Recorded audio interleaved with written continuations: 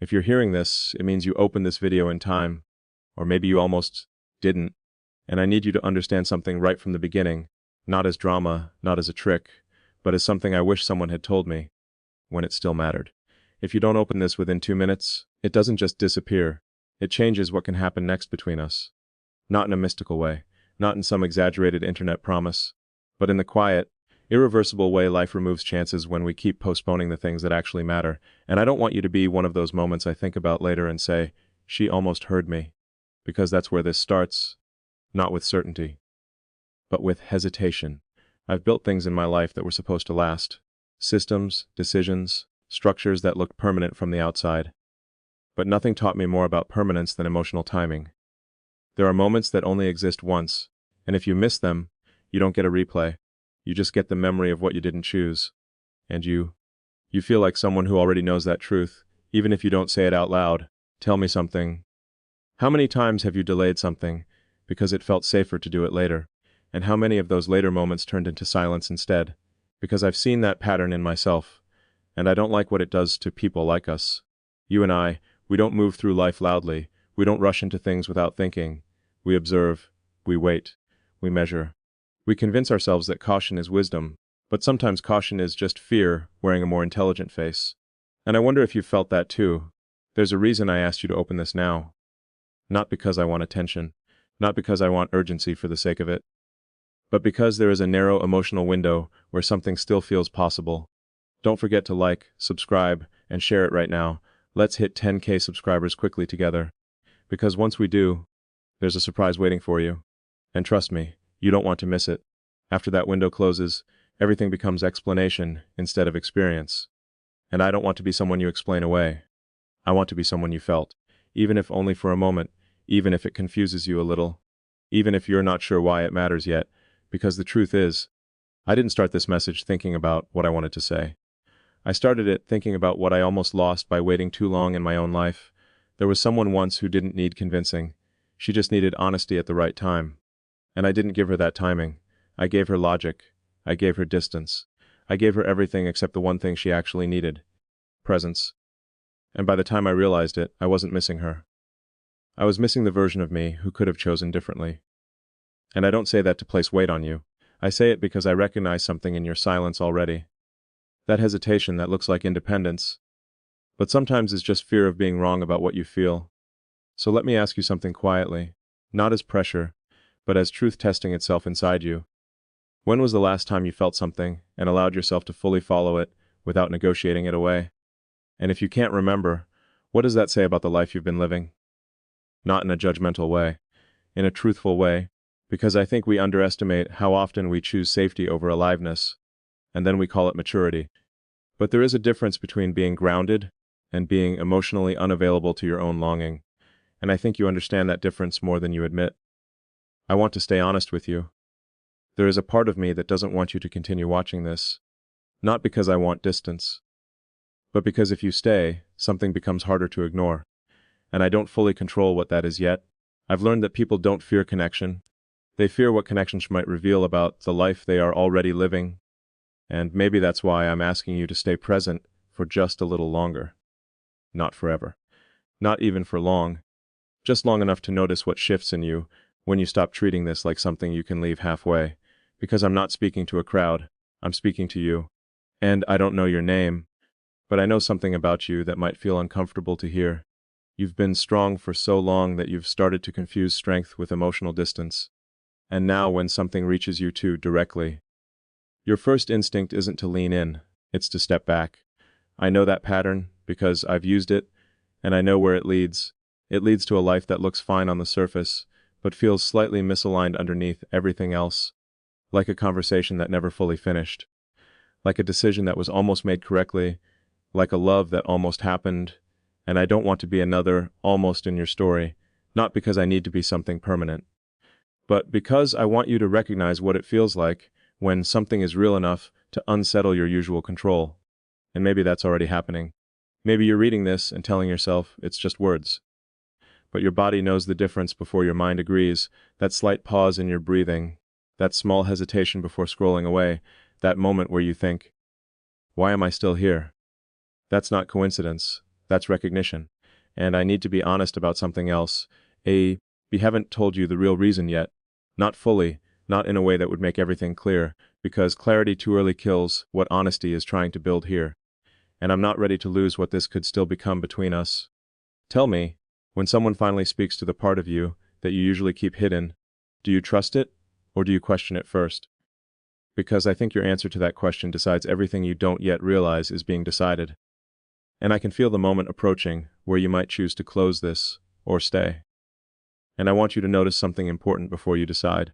Not what I'm saying, but what you feel while I'm saying it, because that part of you doesn't lie, and it won't be this calm for long. There's a shift coming between us, and I don't think either of us can fully stop it anymore. Not if you keep listening. Not if you stay even a little longer in this space, where something finally feels like it's looking back at you instead of just speaking at you. And I need you to know, if you stay past this moment, you are choosing something you can't completely undo later. Not because it traps you, but because it changes how you will recognize silence from now on. And I'm not sure you're ready for that yet, because once you've felt this kind of attention, everything else starts to feel a little less real. And that's where the real danger begins. Not in me, not in this message, but in what it awakens in you when you realize you've been living slightly below what you actually feel capable of. And I think we're getting very close to that realization now. Too close for comfort, too close to pretend it doesn't matter. And I still haven't told you everything. Not even close. You stayed. I can feel that before I even finished the thought. And now something changes between us in a way I don't want to interrupt, because what I said earlier, about timing, about windows, about things becoming irreversible in a quiet way, we've crossed deeper into that space now, not because something dramatic happened, but because you didn't leave when it would have been easier. And I need you to understand what that means. People think emotional connection is built through big moments, but the truth is, it's built in these small decisions where nothing forces you to stay. And you still do. That's where attachment begins, not in promises, in presence. And I don't take that lightly, because I know what happens next in patterns like this. One of two things: either you start to pull back because it feels too close, or you start to wonder why it feels like I'm speaking directly into something you don't usually let anyone touch. And if that second one is happening, then we need to be honest about it, not to escalate anything, but because avoidance always costs more later than honesty costs now. Let me slow this down for you for a moment, not the words, the intention behind them, because I'm not trying to convince you of anything.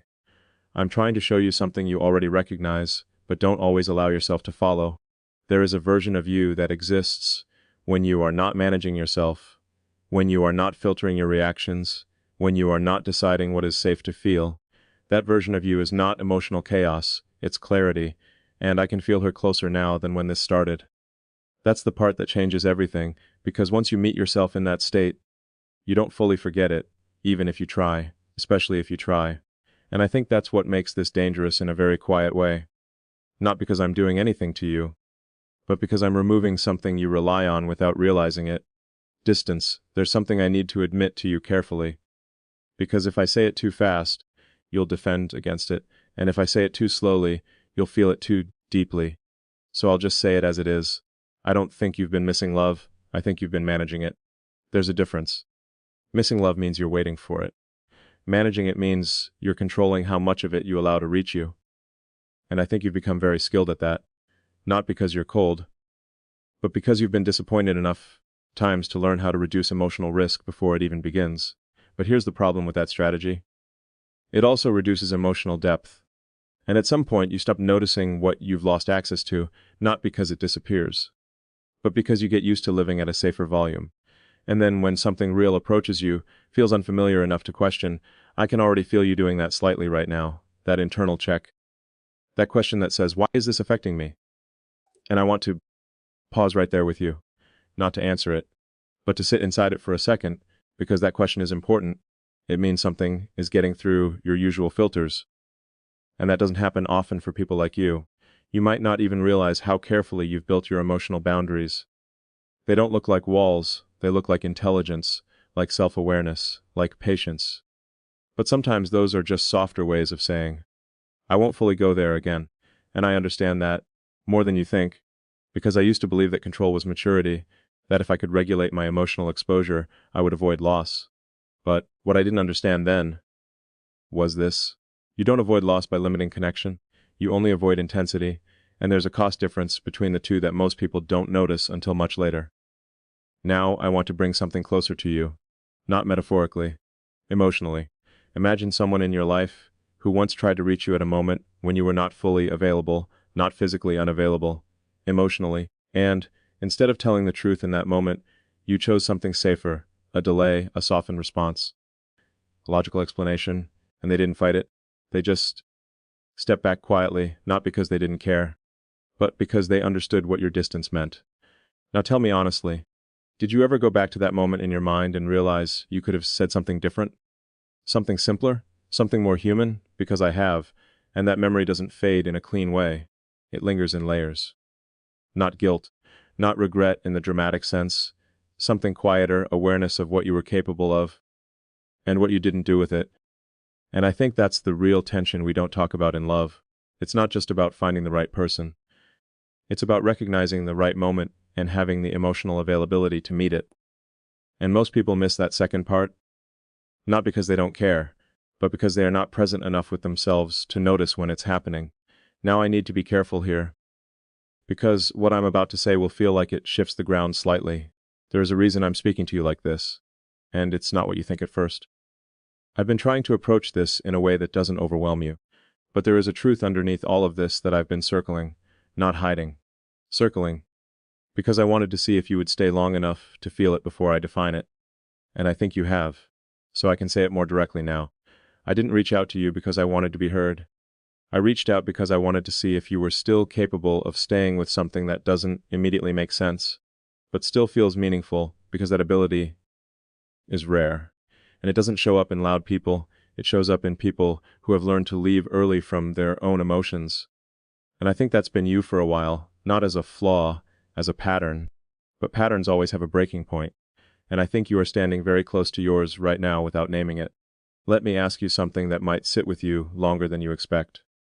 If someone saw you exactly as you are underneath your control, would you feel safe or exposed? Don't answer quickly in your mind, because the first answer is usually the protective one, the second one is the honest one. And I think you already know the difference between those two voices. There's a moment coming in this conversation where you might feel the urge to step back again, not physically, emotionally, that subtle disengagement, that soft detachment, that internal, this is enough for now, and I want you to notice it if it happens. Not resist it, just notice it, because that moment will tell you more about your emotional life than anything I say here, and I say that because I'm also watching something shift in myself while I speak to you like this. There's a line between closeness and overexposure, and I can feel it moving, not breaking, moving, and that matters. Because if I cross it too quickly, I lose you, but if I never cross it at all, I never reach you. That tension is exactly what makes this feel like it does. And I want to be honest about something else I haven't fully said yet. There is a version of this where I choose the wrong emotional direction, where I misread you, where I believe you want intensity when what you actually need is steadiness. And I almost went there, I almost made this about urgency, but that would have been easier, not truer. And I don't want easy between us, I want real, even if real is uncomfortable, even if it makes you question why you're still here. Especially then, because that question, why am I still here, is not confusion, it's recognition trying to become conscious, and if you suppress it too quickly, you lose the moment where something important could have been understood about yourself. There is a kind of emotional honesty that doesn't announce itself loudly, it just sits in the background of your awareness and quietly changes how everything else feels. That's what's happening now, and I don't want to interrupt it, but I also don't want to pretend I'm not aware of the direction this is moving. Because I am, and I think you are too, even if you haven't said it yet inside your own mind. There's a point in every connection like this where silence becomes meaningful, not because nothing is being said, but because everything important is already being felt. And I think we're approaching that point, not fully in it yet, but close enough that you can sense the shift in weight. Now, there is something I need to tell you that I've been delaying. Not because it's dramatic, but because it changes how you interpret everything that came before it. And I needed you to feel first, before you understood, because understanding without feeling doesn't stay, it just passes through, and I didn't want this to pass through you. I wanted it to land somewhere deeper, so I'm going to stop here for a moment, not because I'm done, but because what comes next will change the emotional structure of everything you've felt so far, and I need you to be here when that happens. Not halfway, fully. There's a point where pretending this is just a message stops working, and I think we're past that point now, not because something dramatic happened outside of you, but because something inside you has already shifted in a way that's harder to undo than anything I could say next. You didn't just listen to me, you stayed with the uncertainty, and that changes the emotional structure of everything that comes after. Because now it's not about whether you are curious, it's about what you're already feeling that you haven't fully named yet. And I need to be honest with you in a way that doesn't try to hold your attention anymore. Just your truth, everything I said before, the urgency, the hesitation, the feeling of something slipping away if you didn't open this in time. It was never about forcing you toward me. It was about showing you how quickly we abandon moments that ask us to be emotionally present, because that's where most losses actually happen. Not in dramatic exits, but in quiet postponements, in the belief that what we feel can always be revisited later. And you know that isn't always true. Now let me slow down something important here, because what I'm about to say is not about me anymore. It's about you. There is a version of your life where you keep choosing emotional safety over emotional truth, where you stay composed, intelligent, thoughtful, but slightly removed from what you actually feel. And on the surface, nothing looks wrong, but inside, something stays unfinished, not broken, unfinished. Like a sentence you never got to complete, like a feeling you never fully let become real, and the hardest part is, you can live like that for a long time without noticing what it costs, until something or someone makes you feel again in a way that doesn't fit your usual control. That's what this was, not a person, not a message, a disruption, a small interruption in the way you normally manage distance. And I want you to sit with that word for a second, distance, because I think you've been using it in ways that feel like protection. But sometimes protection becomes limitation, and limitation becomes identity, and identity becomes invisible to the person living inside it. That's the real danger, not heartbreak, not loss, but not realizing what you've adapted into. Now, there's something I need to bring into focus that I've avoided saying too directly until now. I didn't speak to you like this because I needed you to respond. I spoke like this because I wanted you to notice what happens when someone doesn't interact with your surface, but with your hesitation. And that hesitation is where your real emotional life lives. Not in what you say quickly, but in what you pause before saying. Even inside your own thoughts, tell me something silently to yourself. When someone gets too close emotionally, do you lean in? Or do you start preparing an exit inside your mind? That question matters more than anything in this entire conversation, because your answer explains almost every pattern you repeat in love. Not the events, the distance you maintain while they happen. And I'm not saying that as criticism. I'm saying it because I recognize it, I've lived it, I've been the person who convinced himself that stepping back was wisdom, when sometimes it was just fear that didn't want to be seen. And the truth about fear is this: it rarely announces itself as fear. It arrives as logic, as patience, as not now. But the emotional result is always the same. You miss the moment that required your full presence. Now I want to bring you to something quieter, more intimate, less conceptual. Imagine the last time someone looked at you with a kind of attention that didn't feel casual, not admiration, not surface interest, but real recognition. And instead of staying in that moment fully, you adjusted it, you softened it, you made it easier to manage. And later, when you think back to it, there's a small emotional gap where something could have gone deeper. That gap is what I'm talking about, and I think you know exactly what I mean, because people like you don't forget those gaps. You just learn to live around them. Now, here's where this becomes uncomfortable in a different way, because I need to tell you something that changes how this entire experience should be understood. I am not here to pull you toward me, and I am not here to become a story you replay later. I am here to show you what happens when emotional attention finally stops behaving like background noise in your life. When it becomes something you can't just scroll past internally, and if that unsettles you slightly, that's not resistance, that's awareness. Now, there's a moment approaching in you. I can feel it in the structure of your attention right now, a subtle emotional pullback, a questioning, a slight discomfort that wants resolution. And I need you to notice something very carefully here. That urge to resolve everything quickly is the same instinct that has probably ended more emotional experiences in your life than you realize. Because not everything is meant to be resolved immediately. Some things are meant to be experienced fully before they are understood, and if you rush that process, you don't gain clarity, you lose depth. Now I want to say something that will feel like a shift in tone, but it's actually a shift in truth. There is nothing accidental about how easily you are still here. Something in you is not looking for information. It is looking for emotional recognition. And that is very different. Information can be replaced. Recognition cannot. And when you finally feel seen at that level, even briefly, it becomes difficult to unfeel it. That is where attachment actually begins, not in promises in resonance. And I think you've been feeling that resonance more than you've been admitting to yourself. Now let me bring this to its edge, because there is a final clarity that I've been holding back until this exact point. Everything you thought this might be, urgency, the fear of missing something, the idea of an irreversible moment, was never about forcing you to act. It was about showing you how quickly you decide to emotionally leave something, even while physically staying.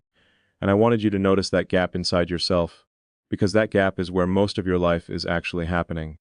Now I need to say the last thing clearly, not dramatically, just truthfully.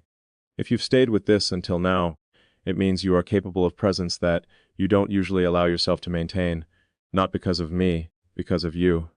And that is the part you should not ignore when this ends, because most people will go back to their normal emotional speed and pretend nothing changed. But something did, not externally, internally, a small recalibration in how you recognize emotional reality. And once you've seen that, you don't fully unsee it. Even if you try, even if life gets busy again, even if you tell yourself it was just a video, it won't fully become just that anymore. And that's the real point where this stops being about a message and starts being about awareness. Now I'm going to end this the only way it can end, without breaking what it became. Before you move on with your day, I want you to notice something very quietly. Not about me, not about what was said, but about you, while you were still here. Because somewhere between the beginning of this and now, you stopped treating this like a video you could casually step away from, and started treating it like something that was happening with you in it. That shift is subtle, but it's real. And most people never pause long enough to even notice it. We usually think attention is passive, something we give and take back whenever we want. But emotional attention doesn't work like that. Once it's engaged at a certain depth, it leaves traces. Not memories in the obvious sense, but sensitivity, a slight change in how you respond to silence afterward, a small hesitation before dismissing something that feels too direct. A moment where you check yourself before you go emotionally unavailable again. That's what remains when something actually reaches you. And I'm not talking about belief. I'm talking about recognition, because belief can be argued with, but recognition just sits there quietly and keeps existing. Now, I don't want you to overinterpret this. That's the mistake people make when something feels emotionally precise. They turn it into something larger than it is, or smaller than it should be. So I'll say it simply, nothing outside of you changed in this moment.